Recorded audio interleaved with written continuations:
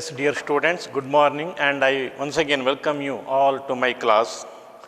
And today I am taking the third part of the first chapter, Nature of Sociology.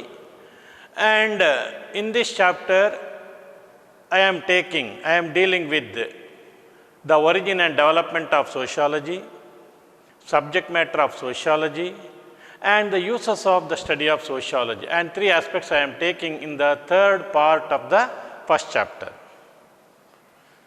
ಆತ್ಮೀಯ ವಿದ್ಯಾರ್ಥಿಗಳಿಗೆ ನಿಮಗೆಲ್ಲರಿಗೂ ಕೂಡ ಸ್ವಾಗತವನ್ನು ಕೋರುತ್ತಾ, ಇವತ್ತು ನಾನು ಈ ಮೂರನೆಯ ಈ ಒಂದು ಭಾಗದಲ್ಲಿ, ಪ್ರಥಮ ಅಧ್ಯಾಯದ ಮೂರನೇ ಭಾಗದಲ್ಲಿ ನಾನಿವತ್ತು ಸಮಾಜಶಾಸ್ತ್ರದ ಉಗಮ ಮತ್ತು ಅದರ ಬೆಳವಣಿಗೆ, ಸಮಾಜಶಾಸ್ತ್ರದ ಅಧ್ಯಯನ ವಿಷಯಗಳು ಮತ್ತು ಸಮಾಜಶಾಸ್ತ್ರದ ಅಧ್ಯಯನದ ಪ್ರಾಮುಖ್ಯತೆಯ ಬಗ್ಗೆ ನಾನು ತಿಳಿಸಲಿಕ್ಕಿದ್ದೇನೆ. So in our last class we have seen the meaning and characteristics of sociology. Then we have seen the meaning and characteristics of science, differences between physical and social sciences, and we have seen is sociology a science. And after discussing all that, now we have to proceed to the next aspect, that is called the origin and development of sociology. ನಾವು ಹಿಂದಿನ ತರಗತಿಗಳಲ್ಲಿ ಸಮಾಜಶಾಸ್ತ್ರದ ಅರ್ಥ ಮತ್ತು ವ್ಯಾಖ್ಯೆ ಮತ್ತು ಅದರ ಲಕ್ಷಣಗಳೇನು ಅಂತ ನೋಡಿದೆವು. ಸಮಾಜಶಾಸ್ತ್ರ ಅದೇ ರೀತಿ ವಿಜ್ಞಾನದ ಲಕ್ಷಣಗಳನ್ನು ನೋಡಿ ಆಯಿತು. ಭೌತ ವಿಜ್ಞಾನ ಸಮಾಜ ವಿಜ್ಞಾನದ ನಡುವಿನ ವ್ಯತ್ಯಾಸಗಳೇನು ಅಂತ ನೋಡಿ ಆಯಿತು. ಸಮಾಜಶಾಸ್ತ್ರ ವಿಜ್ಞಾನವೇ ಅಂತ ತಿಳಿದ ನಂತರ ಇವತ್ತು ನಾವು ಮುಂದೆ ನೋಡಬೇಕಾದಂಥ ವಿಚಾರ ಏನು ಅಂತ ಹೇಳಿದರೆ origin and development of sociology, ಸಮಾಜಶಾಸ್ತ್ರದ ಉಗಮ ಮತ್ತು ಬೆಳವಣಿಗೆ, ಇದರ ಬಗ್ಗೆ ನಾವು ನೋಡಲಿಕ್ಕಿದ್ದೇವೆ. ಸಮಾಜಶಾಸ್ತ್ರ ಹೇಗೆ ಉಗಮವಾಯಿತು ಮತ್ತು ಯಾವ ರೀತಿ ಅದು ಬೆಳವಣಿಗೆ ಹೊಂದುತ್ತಾ ಹೋಯಿತು ಅಂತ ಹೇಳುವಂಥ ವಿಚಾರವನ್ನು ನಾವು ಈ ಅಧ್ಯಾಯದಲ್ಲಿ ನೋಡಬೇಕಾಗಿದೆ. ಸೊ ಸಮಾಜಶಾಸ್ತ್ರ ಅಂತ ಹೇಳಿದ ಕೂಡಲೇ ಏನು ಅಂತ ಹೇಳಿದ್ರೆ, it is said that sociology has a long past but it has a very short history. Sociology is one of the oldest as well as one of the youngest of all the social sciences. Sociology is one of the youngest social science because it is only in the year 1839 that a French philosopher by name Auguste Comte in his book Positive Philosophy used the word sociology for the first time. Therefore he is called the father of sociology. Therefore it is one of the youngest of all the social sciences. It is only in the year 1839 that a French philosopher by name Auguste Comte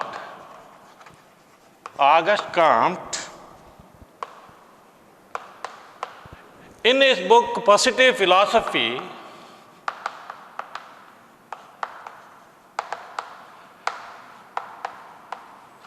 used the word sociology for the first time. Therefore, sociology is a subject which is of recent origin.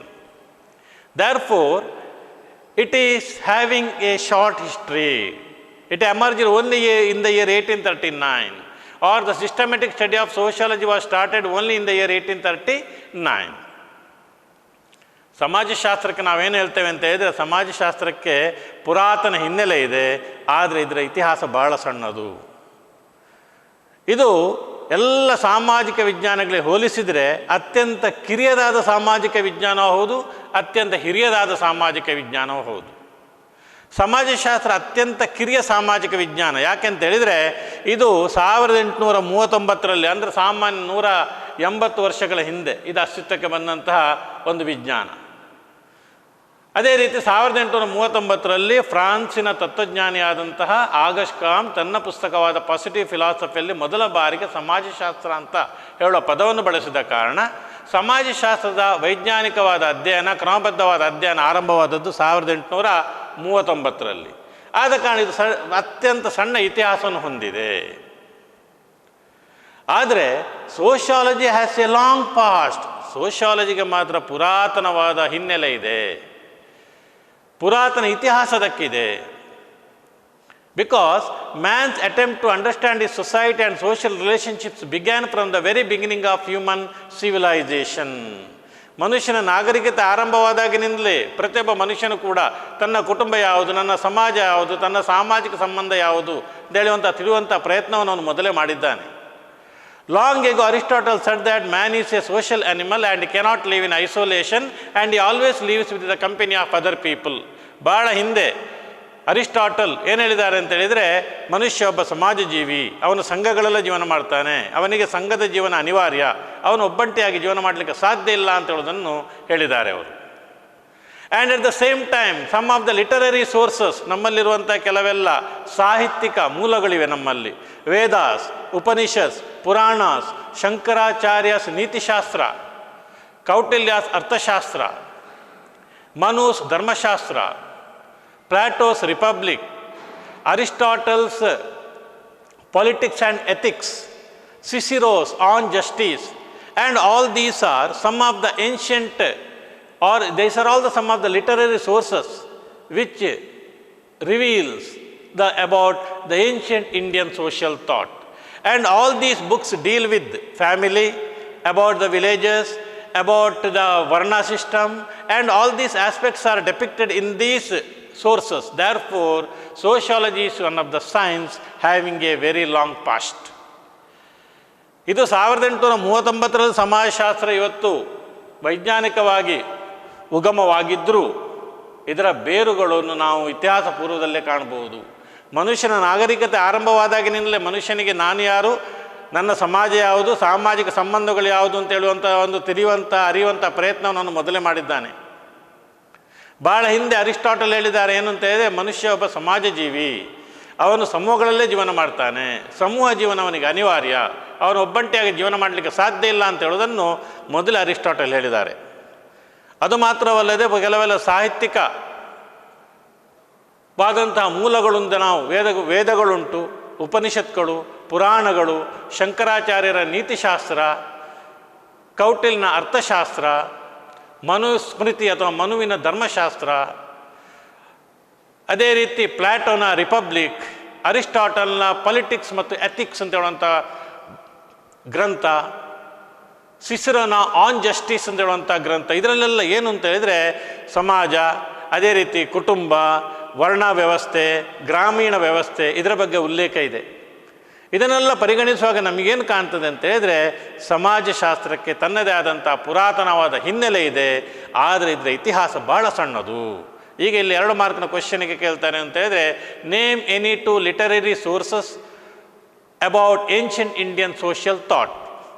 ನಮಗೆ ಪುರಾತನ ಸಾಮಾಜಿಕ ಚಿಂತನೆಯನ್ನು ತಿಳಿಯಲು ಇರುವಂತಹ ಏನು ಸಾಹಿತ್ಯಿಕ ಮೂಲಗಳನ್ನು ತಿಳಿಸಿ ಹೇಳಿದರೆ ನಾವಿಲ್ಲೆಲ್ಲವನ್ನು ಹಾಕಬೇಕಾಗ್ತದೆ. ಯಾವುದೆಲ್ಲ ವೇದಗಳು, ಉಪನಿಷತ್ಗಳು, ಪುರಾಣಗಳು, ಶಂಕರಾಚಾರ್ಯರ ನೀತಿಶಾಸ್ತ್ರ, ಕೌಟಿಲ್ಯಾಸ್ ಅರ್ಥಶಾಸ್ತ್ರ, ಮನುವಿನ ಧರ್ಮಶಾಸ್ತ್ರ, ಪ್ಲಾಟೋನ ರಿಪಬ್ಲಿಕ್, ಅರಿಸ್ಟಾಟಲ್ನ ಪೊಲಿಟಿಕ್ಸ್ ಮತ್ತು ಎಥಿಕ್ಸ್, ಸಿಸಿರೋನ ಆನ್ ಜಸ್ಟಿಸ್, ಇದೆಲ್ಲವೂ ಕೂಡ ಏನು ಅಂತೇಳಿದರೆ ನಾವು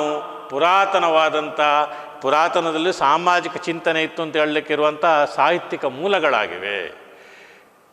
ಈ ಮೂಲಕವಾಗಿ sociology has a long past but it has a very short history.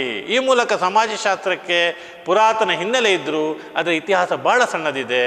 And it has a short history because it is only in the year 1839 August Comte used the word sociology for the first time. It is just 180 years ago. 180 ವರ್ಷಗಳ ಹಿಂದೆ ಈ ಪದವನ್ನು ಬಳಸಿದ ಕಾರಣ ಇದೇನಾಗಿದೆ ಅಂತ ಹೇಳಿದರೆ, ಒಂದು ರೀತಿಯಲ್ಲಿ ಏನು ಅಂತ ಹೇಳಿದರೆ ಅತ್ಯಂತ ಸಣ್ಣದಾದಂಥ ಕಿರಿಯದಾದ ಸಾಮಾಜಿಕ ವಿಜ್ಞಾನವಾಗಿದೆ. ಇತಿಹಾಸ ಭಾಳ ಸಣ್ಣದು, ಆದರೆ ಇದಕ್ಕೆ ಪುರಾತನ ಹಿನ್ನೆಲೆ ಇದೆ. It has a long past. ಯಾಕೆ? ಅರಿಸ್ಟಾಟಲ್ ಹೇಳಿದ್ದಾರೆ man is A social animal ಅಂತ. ಅದೇ ರೀತಿ ಬಹಳ ಪುರಾತನವಾದಂಥ ಮೂಲಗಳಿಂದ, ಸಾಹಿತ್ಯಿಕ ಮೂಲಗಳಿಂದ ನಾವು ಸಮಾಜ ಅಥವಾ ನಮ್ಮ ಕುಟುಂಬದ ಬಗ್ಗೆ ನಾವು ತಿಳಿದುಕೊಳ್ಳಲಿಕ್ಕೆ ಸಾಧ್ಯ ಉಂಟು. ಆದ ಕಾರಣ sociology has a long past but it has a very short history. Therefore, the scientific study of sociology started in the year 1839. Now we have to discuss what are the factors responsible for the emergence of sociology. ಹಾಗಾದರೆ ಸಮಾಜಶಾಸ್ತ್ರ ಉಗಮಕ್ಕೆ ಕಾರಣವಾದಂಥ ಅಂಶಗಳೆಲ್ಲ ಯಾವುದು ಅಂತ ಹೇಳೋದನ್ನು ನಾವಿಲ್ಲಿ ನೋಡಬೇಕು. ಅದನ್ನೇ ನಾವು ಏನು ಅಂತ ಹೇಳಿದರೆ ಒರಿಜಿನ್ ಆ್ಯಂಡ್ ಡೆವಲಪ್ಮೆಂಟ್ ಆಫ್ ಸೋಷಿಯಾಲಜಿಯಲ್ಲಿ ನಾವೀಗ ಸಮಾಜಶಾಸ್ತ್ರದ ಉಗಮಕ್ಕೆ ಕಾರಣವಾದ ಅಂಶಗಳೇನು ಅಂತ ಹೇಳೋದನ್ನು ನೋಡಬೇಕು. And there are 5 causes responsible for the emergence of sociology. ಸಮಾಜಶಾಸ್ತ್ರದ ಒಂದು ವಿಷಯದ ಉಗಮಕ್ಕೆ 5 ಅಂಶಗಳು ಕಾರಣವಾಗಿವೆ. First one is called the influence of the age of enlightenment. Influence of the age of enlightenment. Age of enlightenment. ಜ್ಞಾನೋದಯ ಯುಗದ ಪ್ರಭಾವ. ಜ್ಞಾನೋದಯ ಯುಗದ ಪ್ರಭಾವ. The 18th and 19th centuries is called the age of enlightenment. Everywhere, intellectual processes like Renaissance, Reformation, Enlightenment took place, and that given scope for scientific and rational thinking among individuals. 18 ಮತ್ತು 19ನೇ ಶತಮಾನದಲ್ಲಿ ಏನಾಯಿತು ಅಂತ ಹೇಳಿದರೆ, ಅಲ್ಲಿ ಒಂದು ರೀತಿಯಾದಂಥ ಅದು ಜ್ಞಾನೋದಯ ಯುಗ ಅಂತೇಳಿ ಕರೀತಾರೆ. ಯಾಕೆ ಅಂತ ಹೇಳಿದರೆ, ಆ ಹಂತದಲ್ಲಿ ಒಂದು ರೀತಿಯಾದಂತಹ ಒಂದು ಬೌದ್ಧಿಕ ವಿಕಾಸ ಆದಂಥ ಸಮಯ ಅದು. ಇಂಟೆಲೆಕ್ಚುಯಲ್ ಪ್ರೋಸೆಸ್, ಬೌದ್ಧಿಕ ವಿಕಾಸದ ಪ್ರಕ್ರಿಯೆಗಳು ನಡೆದವು. ಆ ಒಂದು ಶತಮಾನಗಳಲ್ಲಿ ಪುನರುಜ್ಜೀವನ, ರಿನೇಸಾನ್ಸ್, ರಿಫಾರ್ಮೇಷನ್, ಸುಧಾರಣೆ, ಎನ್ಲೈಟನ್ಮೆಂಟ್ ಅಂದರೆ ಜ್ಞಾನೋದಯ ಆದ ಮೂಲಕ ಏನಾಯಿತು ಅಂತ ಹೇಳಿದ್ರೆ, ಜನರಲ್ಲಿ ಒಂದು ರೀತಿಯ scientific and rational thinking start ಆಯಿತು. ಮನುಷ್ಯನಲ್ಲಿ ಒಂದು ವೈಜ್ಞಾನಿಕವಾದ ಮತ್ತು ಒಂದು ವೈಚಾರಿಕವಾದ ಚಿಂತನೆಗಳು ಆರಂಭವಾದ್ದು 18 ಮತ್ತು 19ನೇ ಶತಮಾನಗಳಲ್ಲಿ. ಆವಾಗ ಎಲ್ಲೇ ಹೋದರೂ ಕೂಡ ಒಂದು ರೀತಿಯಲ್ಲಿ ಏನು ಅಂತ ಹೇಳಿದರೆ, ವಿಜ್ಞಾನದಲ್ಲಿ ಕೆಲವೆಲ್ಲ ಭೌತಿಕ ನಿಯಮಗಳು ಎಲ್ಲವೂ ಅಸ್ತಿತ್ವಕ್ಕೆ ಬಂದು ಆ ಸಮಯದಲ್ಲಿ. ಅದೇ ರೀತಿ ಸಮಾಜದ ಬೇರೆ ಬೇರೆ ಸುಧಾರಣಾ ಚಳವಳಿಗಳು ಆರಂಭವಾದದ್ದು. ಆ ಸಮಯದಲ್ಲಿ it given scope for the emergence of A new branch of knowledge called sociology. ಆದ ಕಾರಣ ಎಲ್ಲ ರೀತಿಯಾದಂಥ ಜ್ಞಾನೋದಯ ಯುಗದ ಆರಂಭ, ಪುನರುಜ್ಜೀವನ, ಒಂದು ರೀತಿಯಾದಂಥ ಒಂದು ಸುಧಾರಣೆಯ ಅವಧಿ. ಈ ಒಂದು ಸಮಯದಲ್ಲಿ ಸಮಾಜವನ್ನು ಅಧ್ಯಯನ ಮಾಡಲಿಕ್ಕೆ ಬೇಕಾಗಿ ಒಂದು ವಿಷಯ ಬೇಕು ಅಂತ ಹೇಳೋದನ್ನು ಮನಗಂಡಂತಹ ಕೆಲವು ಸಮಾಜಶಾಸ್ತ್ರಜ್ಞರು ಸಮಾಜದ ಹುಟ್ಟಿಗೆ ಕಾರಣರಾದರು.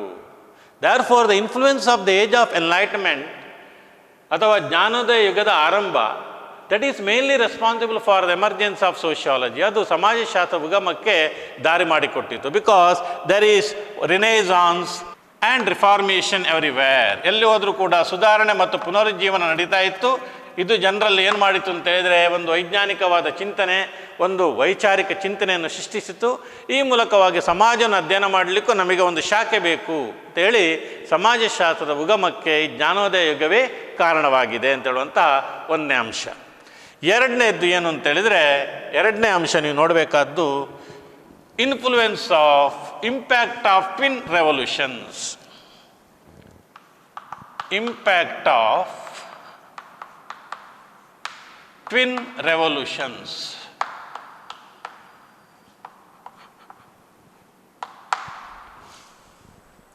ಇಂಪ್ಯಾಕ್ಟ್ ಆಫ್ ಟ್ವಿನ್ ರೆವಲ್ಯೂಷನ್ಸ್, ಅವಳಿ ಕ್ರಾಂತಿಗಳ ಪ್ರಭಾವ.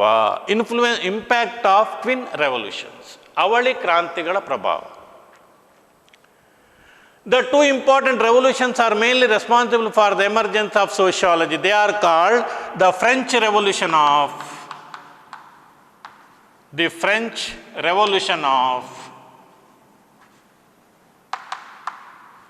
1789, and second one is the Industrial Revolution of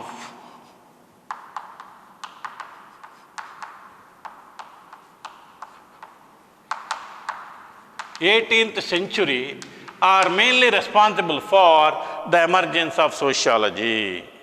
ಸಮಾಜಶಾಸ್ತ್ರ ಉಗಮಕ್ಕೆ ಕಾರಣವಾದಂಥ ಮತ್ತೊಂದು ಅಂಶಗಳು ಅಂತ ಹೇಳಿದರೆ ಅವಳಿ ಕ್ರಾಂತಿಗಳು.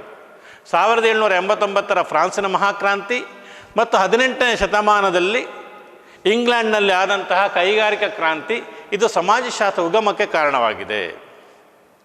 What about the French revolution of 1789? ಇದರಿಂದ ಏನಾಯಿತು? Due to French Revolution of 1789, there occurred chaos, confusion, and at the same time social disorder in the French society everywhere. ಫ್ರಾನ್ಸಿನ ಮಹಾಕ್ರಾಂತಿಯಿಂದಾಗಿ ಏನಾಯಿತು ಅಂದರೆ ಖಯಾಸ್, confusion, ಎಲ್ಲಿ ಹೋದರೂ ಕೂಡ ಅರಾಜಕತೆ, ಗೊಂದಲಗಳು ಸೃಷ್ಟಿಯಾದವು ಸಮಾಜದಲ್ಲಿ. And there was social disorder, ಎಲ್ಲಿ ಹೋದರೂ ಕೂಡ ಸಾಮಾಜಿಕ ಅವ್ಯವಸ್ಥೆ ಇತ್ತು ಸಮಾಜದಲ್ಲಿ. And to reconstruct the society with modern values like liberty, equality, fraternity, justice, individual rights, etc., it needed a new branch of knowledge, and sociology started taking its shape. ಆದ ಕಾರಣ ಏನಂತಾಗಿದ್ದರೆ ಫ್ರಾನ್ಸಿನಲ್ಲಿ ಆದಂತಹ ಮಹಾಕ್ರಾಂತಿಯಿಂದಾಗಿ ಅಲ್ಲಿ ಏನಾಯಿತು, ಅರಾಜಕತೆ ಸೃಷ್ಟಿಯಾಯಿತು, ಗೊಂದಲಗಳು ಸೃಷ್ಟಿಯಾದವು, ಅವ್ಯವಸ್ಥೆಗಳು ಉಂಟಾದವು. ಇನ್ನು ಈ ಒಂದು ಸಮಾಜದ ಪುನರ್ನಿರ್ಮಾಣ ಮಾಡಬೇಕೆಂದ ಒಂದು ದೃಷ್ಟಿಯಲ್ಲಿ ಅಲ್ಲಿ ಆಧುನಿಕವಾದ ಮೌಲ್ಯಗಳಾದಂಥ ಸ್ವಾತಂತ್ರ್ಯ, ಸಮಾನತೆ, ಸಹೋದರತೆ, ನ್ಯಾಯ, ಹಕ್ಕುಗಳು ಇದನ್ನೆಲ್ಲ ನೀಡುವುದರ ಮೂಲಕ ಸಮಾಜವನ್ನು ಸೃಷ್ಟಿ ಮಾಡಬೇಕು ಅಂತೇಳುವಂಥ ಉದ್ದೇಶದಿಂದ ಸಮಾಜಶಾಸ್ತ್ರ ಅಂತೇಳುವಂಥ ಹೊಸ ಜ್ಞಾನ ಉದ್ಭವ ಆಗುವಂಥ ಅದು ಹೊಸ ಜ್ಞಾನದ ಸೃಷ್ಟಿಯ ಅನಿವಾರ್ಯತೆ ಅಲ್ಲಿ ಬಂತು. And therefore, to reconstruct the society with modern values, it given scope for the emergence of a new branch of knowledge called sociology. ಇದರಿಂದಾಗಿ ಏನಾಯಿತು ಅಂತ ಹೇಳಿದ್ರೆ ಸಮಾಜಶಾಸ್ತ್ರ ಅಂತ ಹೇಳುವಂಥ ಹೊಸ ವಿಚಾರ ಒಂದು ಉದ್ಭವ ಆಗಲಿಕ್ಕೆ ಮುಖ್ಯವಾದ ಕಾರಣವೇ ಈ ಫ್ರಾನ್ಸಿನ ಮಹಾಕ್ರಾಂತಿ. And again, the Industrial Revolution which took place in England during 18th century is also responsible for the emergence of sociology. ಇನ್ನೊಂದು ಸಮಾಜಶಾಸ್ತ್ರ ಉಗಮಕ್ಕೆ ಮತ್ತೊಂದು ಕಾರಣ ಏನಂತ ಹೇಳಿದರೆ 18ನೇ ಶತಮಾನದಲ್ಲಿ ಇಂಗ್ಲೆಂಡ್ನಲ್ಲಿ ಆದಂತಹ ಕೈಗಾರಿಕಾ ಕ್ರಾಂತಿ. And industrial revolution led to industrialisation. ಈ ಕೈಗಾರಿಕಾ ಕ್ರಾಂತಿಯು ಕೈಗಾರಿಕೀಕರಣಕ್ಕೆ ದಾರಿ ಮಾಡಿಕೊಟ್ಟಿತು. What is industrialisation? ಕೈಗಾರಿಕೀಕರಣ ಅಂದರೆ ಎಂಥದ್ದು?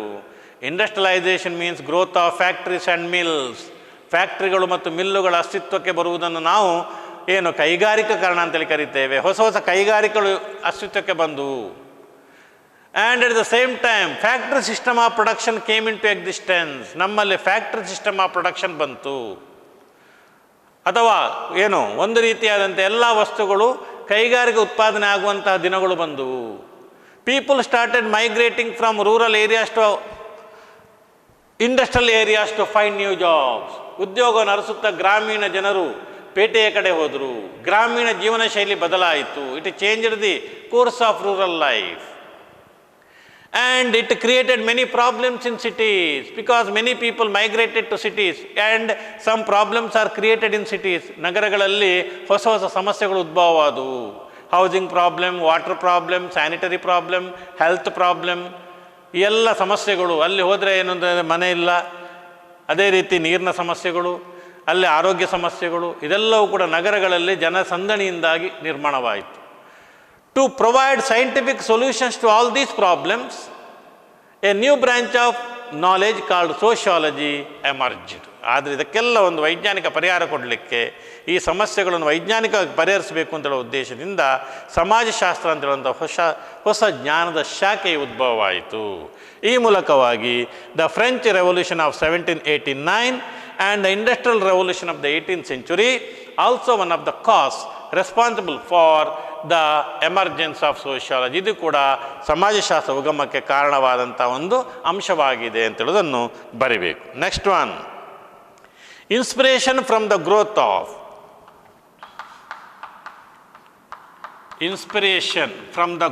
ಆಫ್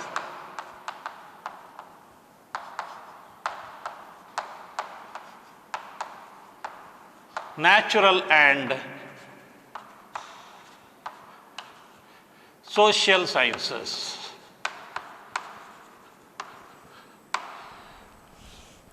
ಇನ್ಸ್ಪಿರೇಷನ್, ಸ್ಫೂರ್ತಿ, ಪ್ರೇರಣೆ, ಫ್ರಮ್ ದ ಗ್ರೋತ್ ಆಫ್ ಬೆಳವಣಿಗೆಯಿಂದ, ನ್ಯಾಚುರಲ್ ಆ್ಯಂಡ್ ಸೋಷಿಯಲ್ ಸೈನ್ಸಸ್ ಭೌತಿಕ ಮತ್ತು ಸಾಮಾಜಿಕ ವಿಜ್ಞಾನಗಳ ಬೆಳವಣಿಗೆಯಿಂದ ದೊರೆತ ಸ್ಫೂರ್ತಿ.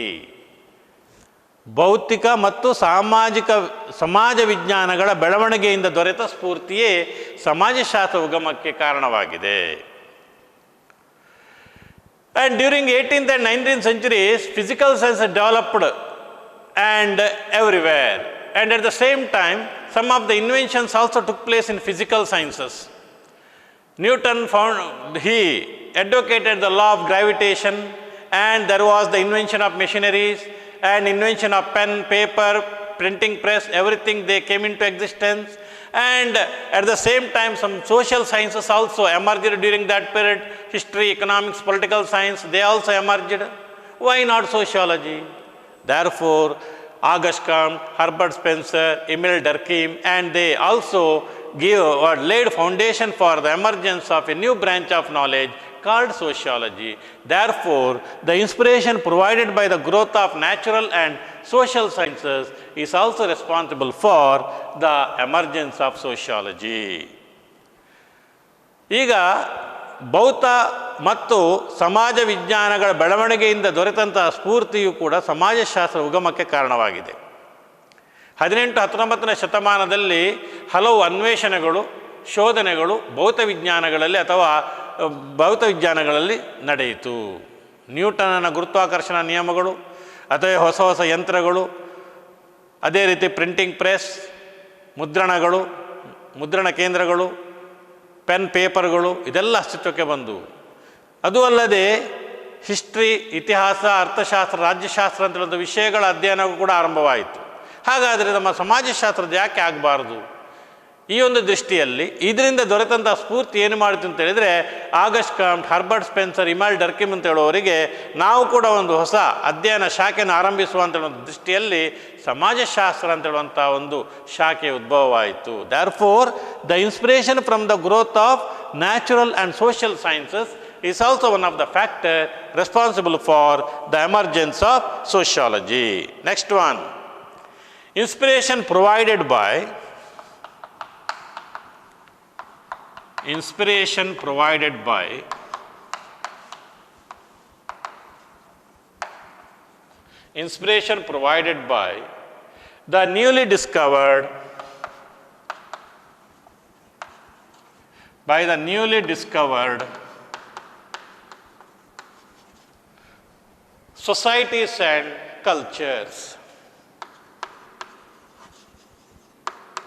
newly discovered societies and cultures. Inspiration provided by the newly discovered societies and cultures. Some of the societies are newly discovered and they have their own cultures, and this inspiration provided for the emergence of sociology.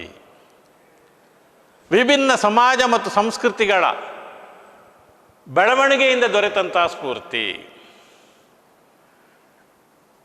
And there were some nations like France, England, Holland, Germany, Portugal, Spain, and they came under the direct control of the colonial rule of Europe.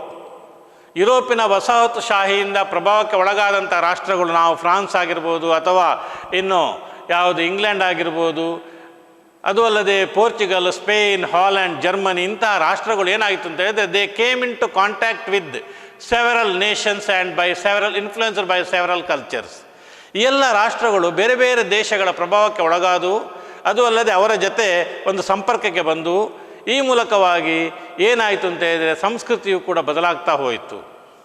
To study these societies and their cultures, a new branch of knowledge called sociology came into existence. ಈಗ ಬೇರೆ ಬೇರೆ ಸಮಾಜಗಳು ಮತ್ತು ಸಂಸ್ಕೃತಿಯನ್ನು ತುಲನಾತ್ಮಕವಾಗಿ ಅಧ್ಯಯನ ಮಾಡಬೇಕು ಅಂತ ಹೇಳುವಂಥ ದೃಷ್ಟಿಯಿಂದ ಸಮಾಜಶಾಸ್ತ್ರ ಅಂತ ಹೇಳುವಂಥ ಹೊಸ ಶಾಖೆ ಉದ್ಭವವಾಯಿತು. ಆದ ಕಾರಣ ಯುರೋಪಿನ ವಸಾಹತುಶಾಹಿ ಅದು ಏನು ಮಾಡಿತು, ಎಲ್ಲ ವಸಾಹತು ಸಾಮ್ರಾಜ್ಯ ಅದು ಬೇರೆ ಬೇರೆ ಕಡೆಗಳಲ್ಲಿ ವಸಾಹತುಗಳನ್ನು ಸ್ಥಾಪಿಸಿತು. ಆ ಮೂಲಕವಾಗಿ ವ್ಯಾಪಾರ ವ್ಯವಹಾರಗಳಲ್ಲಿ ತಲ್ಲೀನರಾಗುವಾಗ ಏನಾಯಿತು ಅಂತ ಹೇಳಿದರೆ, ಈ ಎಲ್ಲ ರಾಷ್ಟ್ರಗಳು ಬೇರೆ ಬೇರೆ ದೇಶದ ಸಂಪರ್ಕಕ್ಕೆ ಒಳಗಾದವು. ಇದರಿಂದಾಗಿ ಬೇರೆ ಬೇರೆ ಸಮಾಜ ಮತ್ತು ಸಂಸ್ಕೃತಿಗಳನ್ನು ಅಧ್ಯಯನ ಮಾಡುವಂಥ ಅನಿವಾರ್ಯತೆ ಬಂತು.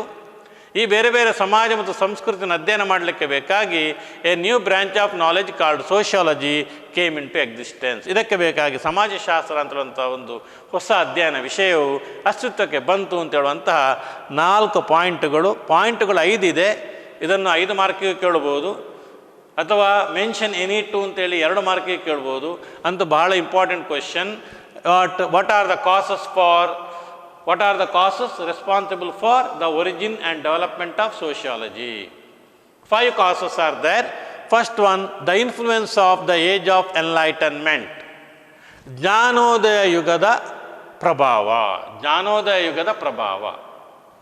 2, the impact of twin revolutions, ಅವಳಿ ಕ್ರಾಂತಿಗಳ ಪ್ರಭಾವ. ಅದರಲ್ಲಿಯೂ ಕೂಡ 1789ರ ಫ್ರೆಂಚ್ ರೆವಲ್ಯೂಷನ್ ಆಫ್ 1789, 1789ರ ಫ್ರಾನ್ಸಿನ ಮಹಾಕ್ರಾಂತಿ, industrial revolution of 18th century, 18ನೇ ಶತಮಾನದ ಕೈಗಾರಿಕಾ ಕ್ರಾಂತಿಗಳು ಸಮಾಜಶಾಸ್ತ್ರದ ಉಗಮಕ್ಕೆ ಕಾರಣವಾಗಿದೆ. Third one is inspiration from the growth of natural and social sciences. ಭೌತಿಕ ಮತ್ತು ಸಮಾಜ ವಿಜ್ಞಾನಗಳ ಬೆಳವಣಿಗೆಯಿಂದ ದೊರೆತ ಸ್ಫೂರ್ತಿ. ಎಲ್ಲ ವಿಜ್ಞಾನಗಳು ಬೆಳೀತಾ ಇದೆ, ಎಲ್ಲ ಸಮಾಜ ವಿಜ್ಞಾನಗಳು ಅಭಿವೃದ್ಧಿ ಹೊಂದ್ತಾ ಇದೆ. ಯಾಕೆ ಸಮಾಜಶಾಸ್ತ್ರನ ಬೆಳೆಸಬಾರದು ಅಂತ ಹೇಳುವಂಥ ಒಂದು ಸ್ಫೂರ್ತಿಯು ಸಮಾಜಶಾಸ್ತ್ರದ ಬೆಳವಣಿಗೆಗೆ ಕಾರಣವಾಯಿತು. Last one, inspiration provided by the newly discovered societies and cultures.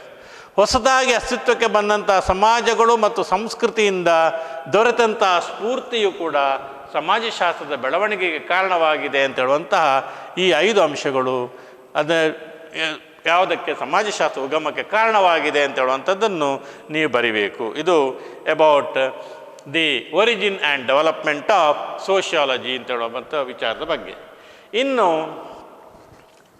ನಾವು ನೋಡುವಂಥ ಮತ್ತೊಂದು ಪ್ರಮುಖವಾದ ವಿಚಾರ ಯಾವುದು ಅಂತ ಹೇಳಿದರೆ ಅದು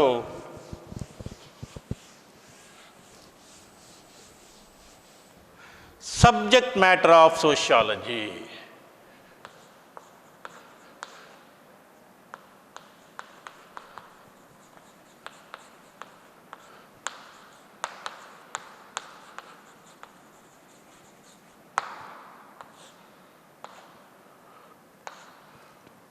ಸಬ್ಜೆಕ್ಟ್ ಮ್ಯಾಟರ್ ಆಫ್ ಸೋಷಿಯಾಲಜಿ, ಸಮಾಜಶಾಸ್ತ್ರದ ಅಧ್ಯಯನ ವಿಷಯಗಳು. ಏನೆಲ್ಲ ನಾವು ಅಧ್ಯಯನ ಮಾಡ್ತೇವೆ, ಇದು ಕೂಡ ಒಂದು ಎಸ್ಸೆ ಟೈಪ್ 5 ಮಾರ್ಕ್ ಕ್ವಶನಲ್ಲಿ ಬರ್ತದೆ. What do you mean by subject matter of sociology? ಈಗ ಸಬ್ಜೆಕ್ಟ್ ಮ್ಯಾಟರ್ ಆಫ್ ಸೋಷಿಯಾಲಜಿ ಅಂದರೆ ಎಂಥದ್ದು? Subject matter of sociology means what we study in sociology. ನಾವು ಸಮಾಜಶಾಸ್ತ್ರ ಏನು ಅಧ್ಯಯನ ಮಾಡ್ತೇವೆ ಅದು ಸಮಾಜಶಾಸ್ತ್ರ ಅಧ್ಯಯನ ವಿಷಯ. ನಾವೇನು ಹೇಳಿದೆವು? Sociology gives or makes a scientific study of society, or the object of study of sociology is to provide comprehensive knowledge about society. ಸಮಾಜದ ಬಗ್ಗೆ ಸಮಗ್ರವಾದ ಜ್ಞಾನವನ್ನು ಕೊಡುವುದೇ ಸಮಾಜಶಾಸ್ತ್ರದ ಮುಖ್ಯವಾದ ಉದ್ದೇಶ. And sociology is a general social science and is regarded as a mother of all social sciences. Therefore, the scope of sociology is very vast. ಸಮಾಜಶಾಸ್ತ್ರ ಅಂತ ಹೇಳಿದರೆ ಒಂದು ಸಾಮಾನ್ಯ ವಿಜ್ಞಾನ. ಇದು ವಿಶೇಷ ವಿಜ್ಞಾನ ಅಲ್ಲ, ಒಂದು ಸಾಮಾನ್ಯ ವಿಜ್ಞಾನವಾಗಿದ್ದು ನಮ್ಮ ಎಲ್ಲ ರೀತಿಯಾದಂತಹ ಚಟುವಟಿಕೆಯನ್ನು ಕೂಡ ಸಮಾಜದಲ್ಲಿ ಅಧ್ಯಯನ ಮಾಡುವ ಕಾರಣ ಸಮಾಜಶಾಸ್ತ್ರದ ವ್ಯಾಪ್ತಿ ಬಹಳ ವಿಸ್ತಾರವಾಗಿದೆ. And the main aim of sociology is to study social life as a whole. ಮನುಷ್ಯನ ಸಂಪೂರ್ಣ ಸಾಮಾಜಿಕ ಜೀವನವನ್ನು ಅಧ್ಯಯನ ಮಾಡುವಂಥದ್ದು ಸಮಾಜಶಾಸ್ತ್ರದ ಮುಖ್ಯವಾದ ಉದ್ದೇಶವಾಗಿದೆ. And sociologist Alex Ingalls in his book What is Sociology given the following subject matter of sociology. Alex Ingalls ರವರು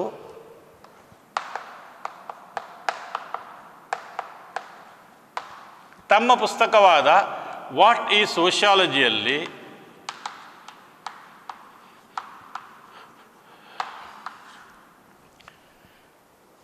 ಸಮಾಜಶಾಸ್ತ್ರ ಅಧ್ಯಯನ ವಿಷಯಗಳು ಯಾವುದು ಅಂತ ಹೇಳೋದನ್ನು ಈ ರೀತಿಯಲ್ಲಿ ನಿರೂಪಿಸ್ತಾ ಹೋಗಿದ್ದಾರೆ. ಆದ ಕಾರಣ ಸಬ್ಜೆಕ್ಟ್ ಮ್ಯಾಟರ್ ಆಫ್ ಸೋಷಿಯಾಲಜಿ ಅಂದರೆ ಏನೂ ಅಲ್ಲ, ಸಮಾಜಶಾಸ್ತ್ರ ಅಧ್ಯಯನ ವಿಷಯಗಳು ಅಂತ ಹೇಳಿದರೆ ನಾವು ಸಮಾಜಶಾಸ್ತ್ರದಲ್ಲಿ ಏನನ್ನು ಅಧ್ಯಯನ ಮಾಡ್ತೇವೆ. ಸಮಾಜಶಾಸ್ತ್ರ ಅಂತ ಹೇಳಿದರೆ ಸಮಾಜವನ್ನು ಅಧ್ಯಯನ ಮಾಡುವ ಶಾಸ್ತ್ರ. ಇದೊಂದು ರೀತಿಯಾದಂತಹ ಸಾಮಾನ್ಯ ವಿಜ್ಞಾನವಾಗಿರುವ ಕಾರಣ ಇದರ ವ್ಯಾಪ್ತಿ ಬಹಳ ವಿಸ್ತಾರವಾಗಿದೆ.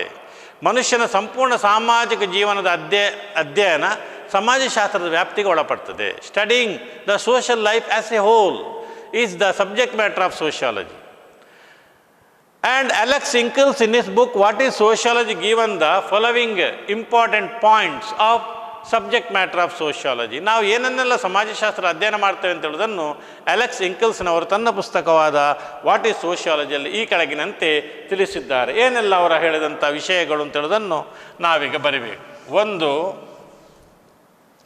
Providing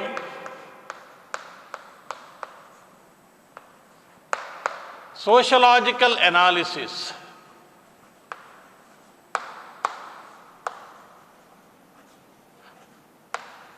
of human society and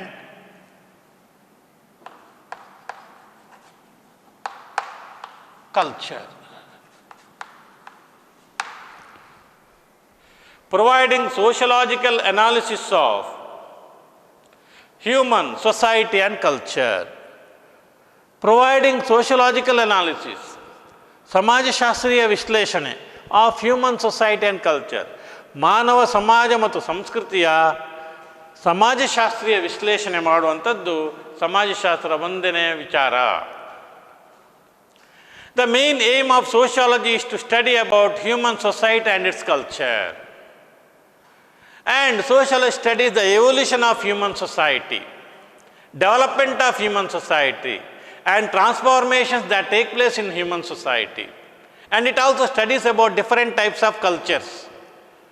Cultures means ways of life. It includes our customs, traditions, morals, values, whatever it may be. They are all come under the culture. And studying all the society and culture from the point of view of sociological viewpoint is the subject matter of sociology. ಸಮಾಜಶಾಸ್ತ್ರ ಏನನ್ನು ಅಧ್ಯಯನ ಮಾಡ್ತದೆ ಅಂತ ಹೇಳಿದರೆ, ಮಾನವ ಸಮಾಜ ಮತ್ತು ಸಂಸ್ಕೃತಿಯನ್ನು ಸಮಾಜಶಾಸ್ತ್ರೀಯ ದೃಷ್ಟಿಕೋನದಿಂದ ಅಧ್ಯಯನ ಮಾಡ್ತದೆ. ಅಂದರೆ ಸಮಾಜ ಮತ್ತು ಸಂಸ್ಕೃತಿ ಅಧ್ಯಯನ ಅಂತ ಹೇಳುವಂಥದ್ದು ಅದು ಸಮಾಜಶಾಸ್ತ್ರದ ವ್ಯಾಪ್ತಿಗೆ ಒಳಪಡುವಂಥದ್ದು. ಸಮಾಜ ಅಂತ ಹೇಳುವಂಥದ್ದು ಯಾವ ರೀತಿ ವಿಕಾಸಗೊಂಡಿದೆ, ಯಾವ ರೀತಿ ಬದಲಾವಣೆ ಉಂಟಾಗಿದೆ, ಯಾವ ರೀತಿಯ ರೂಪಾಂತರಗಳು ನಡೀತಾ ಇವೆ. ಸಂಸ್ಕೃತಿ ಅಂದರೆ ಎಂಥದ್ದು? ಸಂಸ್ಕೃತಿ ಅಂತ ಹೇಳಿದರೆ ನಮ್ಮ ಜೀವನ ವಿಧಿವಿಧಾನಗಳು, ಕ್ರಮಗಳನ್ನು ನಾವು ಸಂಸ್ಕೃತಿ ಅಂತೇಳಿ ಕರಿತೇವೆ. ನಮ್ಮಲ್ಲಿರುವ ಆಚಾರ ವಿಚಾರ, ರೂಢಿ ಸಂಪ್ರದಾಯಗಳು, ನಮ್ಮ ಒಂದು ರೀತಿಯಾದಂಥ ಫುಡ್ ಹ್ಯಾಬಿಟ್ಸ್, ಡ್ರೆಸ್ ಸ್ಟೈಲ್, ಇದೆಲ್ಲವೂ ಕೂಡ ಕಲ್ಚರಿಗೆ ಒಳಪಡ್ತದೆ. ಈ ರೀತಿಯಲ್ಲಿ ಮಾನವನ ಸಮಾಜ ಮತ್ತು ಸಂಸ್ಕೃತಿಯನ್ನು ಒಂದು ರೀತಿಯ ಸಮಾಜಶಾಸ್ತ್ರೀಯ ದೃಷ್ಟಿಕೋನದಿಂದ ಅದನ್ನು ಸಮಾಜಶಾಸ್ತ್ರ ದೃಷ್ಟಿಕೋನದಿಂದ ಅಧ್ಯಯನ ಮಾಡುವಂಥದ್ದು ಸಮಾಜಶಾಸ್ತ್ರದ ಒಂದು ಅಧ್ಯಯನ ವಿಷಯವಾಗಿದೆ. Therefore, providing sociological analysis of human society and culture, ಮಾನವ ಸಮಾಜ ಮತ್ತು ಸಂಸ್ಕೃತಿಯನ್ನು ಸಮಾಜಶಾಸ್ತ್ರೀಯವಾಗಿ ಅದರ ವಿಶ್ಲೇಷಣೆ ಮಾಡುವಂಥದ್ದು ಸಮಾಜಶಾಸ್ತ್ರದ ವ್ಯಾಪ್ತಿಗೆ ಒಳಪಡ್ತದೆ. Second point, analysing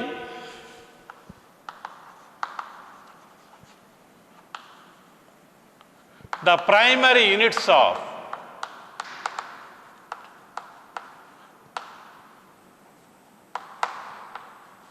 social life.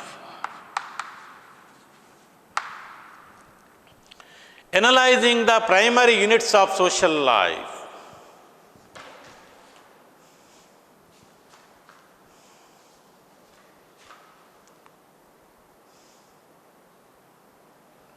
ಸಾಮಾಜಿಕ ಜೀವನದ ಮೂಲಭೂತ ಘಟಕಗಳ ಅಧ್ಯಯನ. ಅನಲೈಸಿಂಗ್ ವಿಶ್ಲೇಷಣೆ ಮಾಡುವುದು ಏನನ್ನು? ದ ಪ್ರೈಮರಿ ಯೂನಿಟ್ಸ್ ಪ್ರಾಥಮಿಕ ಘಟಕಗಳು ಆಫ್ ಸೋಷಿಯಲ್ ಲೈಫ್, ಸಾಮಾಜಿಕ ಜೀವನದ ಪ್ರಾಥಮಿಕ ಘಟಕಗಳ ವಿಶ್ಲೇಷಣೆ ಅಂತ ಹೇಳುವಂಥದ್ದು. It is the second subject point to B remembered about subject matter. Sociology studies about the primary units of our social life. Primary units include our social acts, our social relationships, and at the same time individual development, associations, about various communities, rural, urban, tribal communities, and all these come under the study of sociology. ಸಮಾಜಶಾಸ್ತ್ರ ಅಂತ ಹೇಳಿದ ಕೂಡಲೇ ಇದು ಬೇರೆ ಬೇರೆ ರೀತಿಯಾದಂಥ ಸಾಮಾಜಿಕ ಜೀವನದ ಪ್ರಾಥಮಿಕ ಘಟಕಗಳನ್ನು ಅಧ್ಯಯನ ಮಾಡ್ತದೆ. ಮನುಷ್ಯನ ಒಂದು ರೀತಿಯ ಸಾಮಾಜಿಕ ಕ್ರಿಯೆಗಳು, ಸಾಮಾಜಿಕ ಸಂಬಂಧಗಳು, ಅದೇ ರೀತಿ ಏನು ಅಂತೇಳಿದರೆ ಯಾವುದು ಅವನ ಇಂಡಿವಿಜುವಲ್ ಪರ್ಸನಾಲಿಟಿ, ಅವನ ವ್ಯಕ್ತಿತ್ವದ ವಿಕಸನ, ಅದೇ ರೀತಿ ಬೇರೆ ಬೇರೆ ರೀತಿಯ ಸಂಘಗಳು, ಬೇರೆ ಬೇರೆ ರೀತಿಯ ಸಮುದಾಯಗಳು, ಅದರಲ್ಲಿ ಗ್ರಾಮೀಣ ಸಮುದಾಯ, ನಗರ ಸಮುದಾಯಗಳ ಅಧ್ಯಯನ, ಅದೇ ರೀತಿ ಇದೆಲ್ಲ ಜನಸಂಖ್ಯೆಯ ಅಧ್ಯಯನ, ಇದೆಲ್ಲವೂ ಕೂಡ ಏನು ಅಂತ ಹೇಳಿದರೆ ಈ ಎಲ್ಲ ಅಧ್ಯಯನಗಳು ಪ್ರೈಮರಿ ಯೂನಿಟ್ಸ್ನ ಎಲ್ಲ ಅಧ್ಯಯನಗಳು ಸಮಾಜಶಾಸ್ತ್ರದ ವ್ಯಾಪ್ತಿಗೆ ಒಳಪಡ್ತದೆ. Analysing the primary units of social life, ಸಾಮಾಜಿಕ ಜೀವನದ ಪ್ರಾಥಮಿಕ ಘಟಕಗಳ ಅಧ್ಯಯನ ಅಂತ ಹೇಳಿದರೆ it studies about the social acts, social relationship, individual development, then about its duties and responsibilities, about associations, communities, rural, urban, tribal communities, ಗ್ರಾಮೀಣ, ನಗರ, ಆದಿವಾಸಿ ಸಮುದಾಯ, ಇದರ ಅಧ್ಯಯನ ಎಲ್ಲವನ್ನು ಕೂಡ ಸಮಾಜಶಾಸ್ತ್ರ ಅಧ್ಯಯನ ಮಾಡ್ತಾ. ಇದನ್ನೆಲ್ಲವನ್ನು ಕೂಡ ನಾವು ಪ್ರಾಥಮಿಕ ಘಟಕಗಳು ಅಂತೇಳಿ ಕರಿತೇವೆ. Third one, is, studying the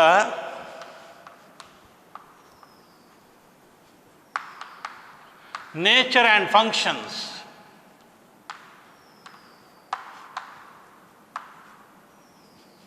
of Studying the nature and functions of basic social institutions.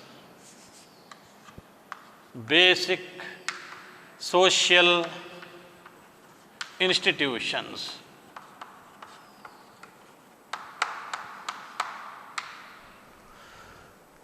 Studying ಅಧ್ಯಯನ ಮಾಡ್ತಾ ಇದ್ದ ನೇಚರ್ ಆ್ಯಂಡ್ ಫಂಕ್ಷನ್ಸ್ ಸ್ವರೂಪ ಮತ್ತು ಕಾರ್ಯಗಳು ಆ ಬೇಸಿಕ್ ಸೋಷಿಯಲ್ ಇನ್ಸ್ಟಿಟ್ಯೂಷನ್ಸ್ ಮೂಲಭೂತ ಸಾಮಾಜಿಕ ಸಂಸ್ಥೆಗಳ ಸ್ವರೂಪ ಮತ್ತು ಕಾರ್ಯಗಳ ಅಧ್ಯಯನ.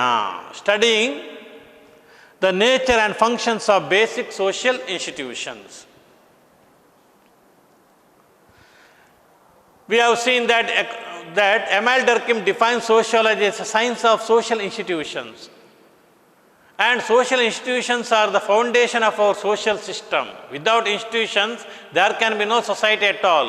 And society is based on the institutions of family, kinship, morality, religion, property, education, and there are other institutions like economic, political, social, recreational, medical, and other types of institutions are there in our society. And sociology studies the nature and functions of all types of these institutions, and that come under the study of sociology. ಸಮಾಜಶಾಸ್ತ್ರ ಸಾಮಾಜಿಕ ಸಂಸ್ಥೆಗಳ ಸ್ವಭಾವ ಮತ್ತು ಅದರ ಕಾರ್ಯಗಳನ್ನು ಅಧ್ಯಯನ ಮಾಡ್ತದೆ. Email Durkheim ಏನು ಹೇಳ್ತಾರೆ ಅಂತಂದರೆ, ಸಮಾಜಶಾಸ್ತ್ರ ಅಂತ ಹೇಳಿದರೆ ಸಮಾಜದಲ್ಲಿರುವ ಸಂಸ್ಥೆಗಳನ್ನು ಅಧ್ಯಯನ ಮಾಡುವ ಶಾಸ್ತ್ರವೇ ಸಮಾಜಶಾಸ್ತ್ರ. ಸಮಾಜದ ಅಸ್ತಿತ್ವ ಇರಬೇಕು ಅಂತ ಹೇಳಿದರೆ ಸಂಸ್ಥೆಗಳು ಬೇಕೇ ಬೇಕು. ಸಂಸ್ಥೆಗಳು ಅಂತೇಳಿದರೆ ನಮ್ಮಲ್ಲಿರುವಂಥ ಬೇರೆ ಬೇರೆ ರೀತಿಯಾದಂಥ ಒಂದು ಸಂಘದಲ್ಲಿರುವಂಥ ನೀತಿ ನಿಯಮಗಳನ್ನು ನಾವು ಸಂಸ್ಥೆಗಳು ಅಂತೇಳಿ ಕರಿತೇವೆ. ಅದು ನಿಯಮಗಳು ಕಾನೂನುಗಳನ್ನು ನಾವು ಸಂಸ್ಥೆಗಳು ಅಂತೇಳಿ ಕರಿತೇವೆ. ಈಗ ಪ್ರಮುಖವಾದ ಸಂಸ್ಥೆಗಳು ಇವತ್ತು ಕುಟುಂಬ ಮತ್ತು ಬಂಧುತ್ವ, ಅದೇ ರೀತಿ ನಾವು ಇವತ್ತು ಹೇಳ್ತೇವೆ ಏನು ಅಂತ ಧರ್ಮ, ಶಿಕ್ಷಣ, ನೈತಿಕತೆ, ಸಾಮಾಜಿಕ, ಆರ್ಥಿಕ, ರಾಜಕೀಯವಾದ ಸಂಸ್ಥೆಗಳು, ಮನೋರಂಜನಾ ಸಂಸ್ಥೆಗಳು, ವೈದ್ಯಕೀಯ ಸಂಸ್ಥೆಗಳು, ನಮ್ಮ ಸಮಾಜದಷ್ಟೇ ಇರ್ಬೋದು. ಎಲ್ಲ ಬೇರೆ ಬೇರೆ ರೀತಿಯ ಸಂಸ್ಥೆಗಳ ಅಧ್ಯಯನ, ಅದರ ಸ್ವರೂಪ, ಅದರ ಕಾರ್ಯಗಳನ್ನು ಎಲ್ಲವೂ ಸಮಾಜಶಾಸ್ತ್ರ ಅಧ್ಯಯನ ಮಾಡ್ತಾ ಇದ್ದೇನೆ. ನಾವು studying the nature and functions of basic social institutions ಅಂತೇಳಿ ಕರಿತೇವೆ. They come under sociology.